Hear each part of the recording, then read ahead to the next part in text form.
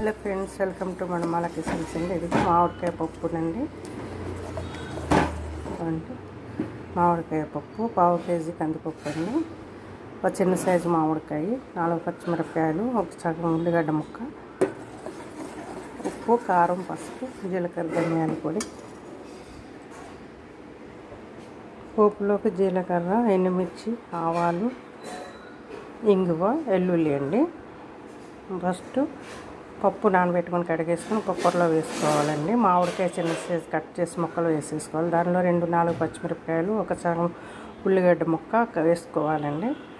ఉప్పు, కారం, పసుపు, జీలకర్ర, ధనియాల పొడి వేసుకొని కుక్కర్ పెట్టుకోవాలండి. 2 గ్లాసులు నీళ్ళు పోసుకొని పప్పు 3 విజిల్ వచ్చిన తర్వాత కుక్కర్ మెత్తగా అయిపోతుంది కదా, అవి తీసి పప్పు రుబ్బుతో మెత్తగా చేసుకోవాలండి.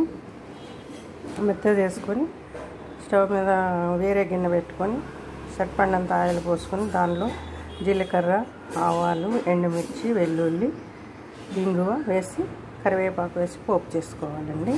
చాలా టేస్టీగా ఉంటుంది. ఇదిగోండి మామిడికాయ పప్పు, కందిపప్పు అండి. మామిడికాయ కందిపప్పు చాలా టేస్టీగా ఉంటుంది. మీరు కూడా నేను చెప్పిన విధంగా చేసుకోండి, తినండి. నా ఛానల్ సబ్స్క్రైబ్ చేయండి, గంట సింబల్ ప్రెస్ చేయండి, కామెంట్స్ పెట్టండి. Bye friends. మామిడికాయ పప్పు.